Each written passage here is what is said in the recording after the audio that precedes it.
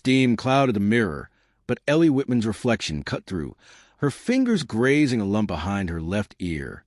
Once a small bump, now it swelled hard, uneven, a dark red knot throbbing under her touch. She pressed it, pain flaring down her neck, blood staining her fingertips. Just irritation, she thought. Ellie, we're late for Mom's birthday. Jack's voice called, warm but urgent. Coming, she replied, slapping a bandage on, tugging her hair to hide it. But how long could she keep it secret before it refused to stay hidden? The whisper of worry screamed louder. She turned away, silencing it. One choice, one heartbeat, to ignore what her body begged her to hear. That decision would unravel her world. Join us in Oakridge, Maine, to uncover Ellie's story, a lump that wasn't just a nuisance, but a warning she ignored too long. What signs are you ignoring that might be screaming louder than you think? Share your thoughts in the city below. Let's uncover the truth before it's too late. Oakridge, Maine, hugged the coast where pines met salt air, but for Ellie Wittmann, it was a place where secrets hid in plain sight. At 37, Ellie taught third grade at Oakridge Elementary, in the classroom where she'd once scrawled her times tables. Her brown ponytail bobbed, her smile warm bake sales, her blueberry muffins legendary. Every child's waiting for someone to see their kind of wonderful, she'd say, her walls a kaleidoscope of student art. But behind her smile, a lump behind her ear began to throb, a whisper she couldn't yet hear. Jack Wittmann, her high school sweetheart, 39, built bridges across New England, returning to their Clabber home on Maple Street, its porch steeped in her grandmother's tales. Margaret Maggie Sullivan, 68, lived 4 blocks away, her nurse's mind fading into Alzheimer's, forgetting meals but not her fierce healthcare rants. Ruth Bedford, 72, widowed twice, watching her porch swing, her white hair glowing, her gossip sharp but kind. What secrets do you keep from those who see you clearest? Last July, Ellie stole 4 days at Rockport Shoreline, escaping grating and Maggie's confusion. She lounged on a blue-striped towel, sun warming her face. But was that warmth hiding something darker beneath her skin? Jack built a sandcastle, teasing, forgot sunscreen again. I'll be fine, she laughed, brushing off the burn. But in October, dry her hair, she felt it, a knot behind her left ear, harder, larger, tender. In the steam mirror, it glared red, raised. Earring irritation? She wondered, vowing to switch to hypoallergenic ones. By November, her days overflowed. Lesson plans, reading club, church casseroles, Maggie's care. The lump grew, pea-sized, itching, bleeding when scratched. You look tired, Ms. Wittmann, said Sophia Chanate during a science lesson. Late nights grading your dinosaur reports. Ellie lied, hiding the fatigue clinging to her bones. What if it's more? Whispered a voice she ignored. Have you ever dismissed a worry because life wouldn't let you stop? At the Memorial Day barbecue, Ruth's eyes locked on a lump as Ellie tucked her hair back. That thing looks angrier than my ex on tax day. See, Doc Blackwood. Ellie laughed, letting her hair fall. Just irritation, Ruth. But the words lingered like a warning unspoken. That night, Jack's fingers brushed a lump in bed. This doesn't feel right, Ellie. How long? A few months, she admitted, heart quickening. Call Blackwood tomorrow, he urged, eyes pleading. She nodded, but tomorrow became next week, then June's chaos. Report cards, ceremonies. The lump swelled, edges jagged, color mottled red with dark streaks. Blood stained her pillow one morning. She scrubbed it before Jack saw. You're pale as church sheets, Maggie said, her nurse's eye piercing the fog. End-of-year fatigue. Ellie deflected. Maggie mentioned Beth.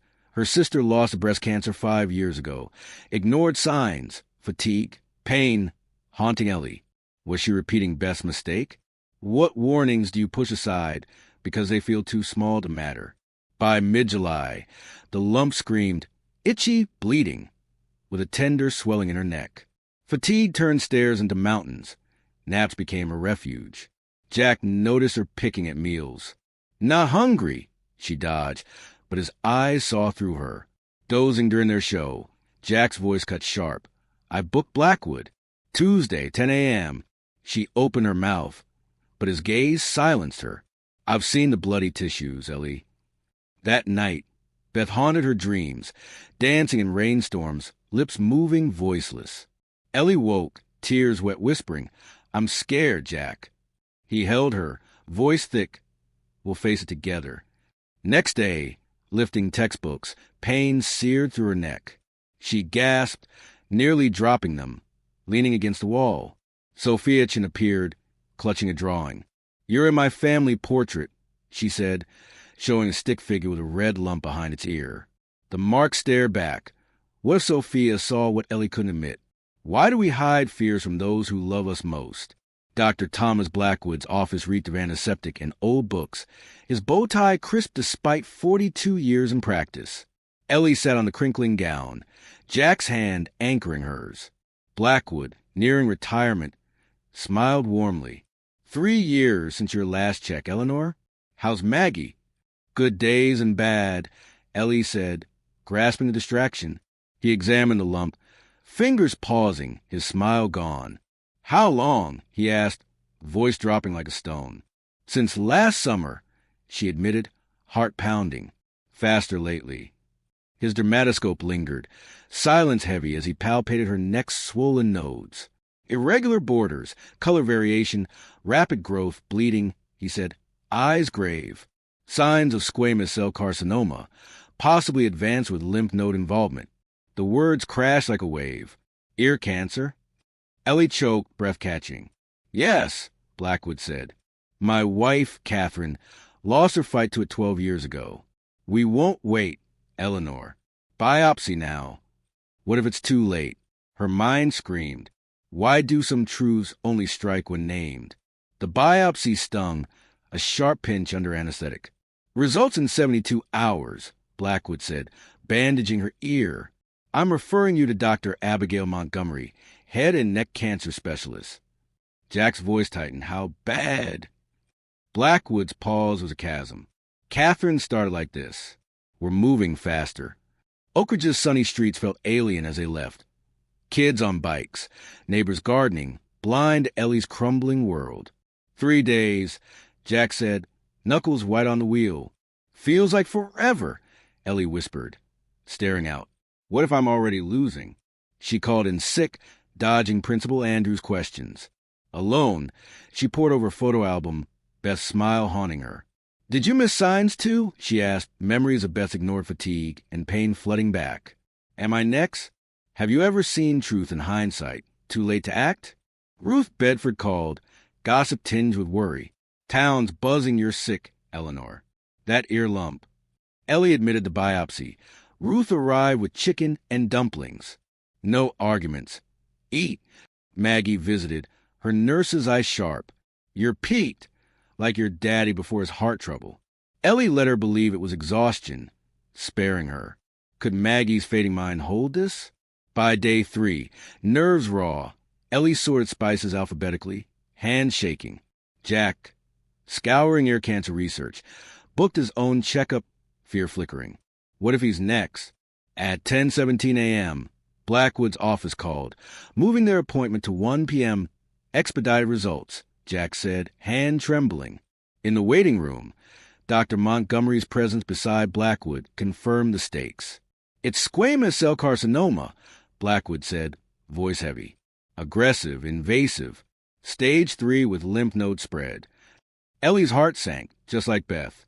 What do you do when fear turns real? Montgomery outlined the fight. Surgical excision, neck lymph node dissection, then pembrolizumab immunotherapy. Jack asked, stage 3 or 4? Yes, she said. No distant metastasis yet, but the spread demands aggression. Recurrence risk, 5-year survival. Beth's battle echoed. Blackwood, eyes soft, said, I retire next month, but I'll follow you, Eleanor. For Catherine, the personal tie grounded her, but dread loomed. What if it's not enough? Leaving with pamphlets, relief battle fear. The waiting ended, the war began. Ruth waited at home with dumplings, rallying neighbors. Casseroles, flowers, a quilt piled up. Oakridge's love heavy yet warm. Ellie wrote letters to her 23 students, whispering, just in case. Jack found her at midnight, tears falling. "This isn't Beth's story," he said. "It's yours." But doubt whispered, "What if it ends the same? Have you felt a future slip away?" Surgery day dawned cruelly bright. Maine sun mocking Ellie's dry mouth, racing pulse. Jack packed her bag with silent care, clearing pathways, stocking the freezer with neighbors' meals. At Central Maine Medical Center, nurses marked her ear and neck with purple lines. Fate drawing boundaries. What if they can't cut it all out? Dr. Montgomery, in surgical cap, was brisk yet kind. "We'll excise the tumor with a 2 centimeters margin, remove 12 to 15 nodes. 3 hours. Ellie watched the bird on the sill, its resilience a faint spark. "Will I survive this?" she thought, saying, "I'm ready." Jack's hug, his whispered, "I love you," lingered as she was wheeled away. In the sterile operating room, Montgomery's eyes were steady above her mask. "When you wake, the cancer's gone." As anesthesia flowed, Ellie whispered, "Give me a chance." What moments give you courage to face the dark? Jack paced the waiting area. Among families holding their breath, a couple for their son's heart surgery, a man with red-rimmed eyes. Blackwood texted. Jack's ear was clear.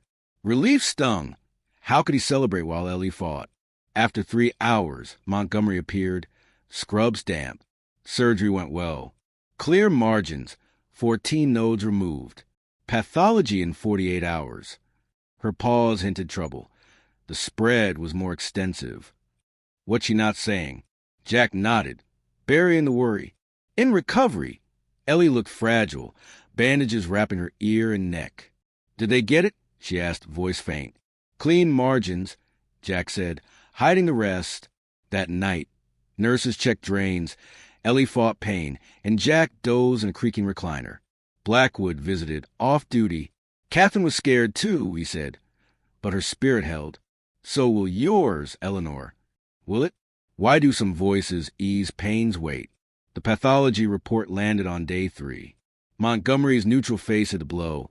11 of 14 nodes had metastatic carcinoma, raising distant spread risk. Ellie's grip on Jack's hand tightened. It's elsewhere, she asked, voice breaking. Possible, not confirmed, Montgomery said. Pembrolizumab starts in 2 weeks to stop recurrence. Side effects loomed: fatigue, rashes, organ issues. Ellie went home, Ruth waiting with soup, a downstairs bed. Depression crept in, a gray fog. She picked at meals, fake smiles for visitors, turned from her student's celebration video. Immunotherapy hit hard, crippling fatigue, rashes, diarrhea, thinning hair. Seeing Beth in her gaunt reflection, Ellie whispered, Is this killing me faster? She told Montgomery she wanted to stop. Stopping risked recurrence, the doctor warned. Jack pleaded, but Ellie's will crumbled. What if I can't go on? Have you ever been too weary to fight? Jack's desperate. Beth wouldn't have given up. Cut deep, sparking a fight. Ellie sent him away, the chasm between them aching. August's heat mirrored her burden. At a scan, she met Lily Chun, Sophia's 16-year-old sister, battling stage 3 ear carcinoma. Lily's video journal, shared via USB, brimmed with hope. One good for every bad, like cardinals nesting. Mrs. Wittmann has it too, Lily said. Sophia says she's the strongest. If she can fight, so can I. Ellie paused. Could I give up now? She recorded her own video. Today, my cancer's responding. How we fight matters. A year later, Ellie returned to her classroom, cancer-free for now. Inspired by Lily, she launched a free ear cancer screening program. At its opening, Maggie, lucid, said, You beat your demons like your father. Ellie urged others to heed their body's whispers. What if the cancer returns? But her program sparked hope.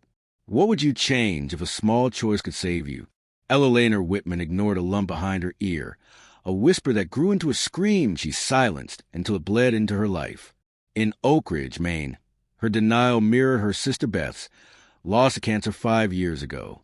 A biopsy unveiled stage 3 squamous cell carcinoma, a relentless foe in 11 lymph nodes, threatening her future. Surgery and brutal immunotherapy tested her soul. Jack, Ruth, and young Lily Chun, also fighting ear cancer, became her anchors, their courage pulling her from despair. Ellie's survival wasn't just medical. It was purpose reborn, sparked by a teenager's hope and a town's love. Her classroom welcomed her back, her screening program saving others from her mistake. Beth's words, "Don't waste time on small fears," taught Ellie to live fiercely. What lumps, pains, or whispers are you ignoring that scream for your attention? Make that call. Book that checkup. For graduations, quiet Tuesdays, the life you're meant to live. Ellie's scar whispers a question. What if it returns?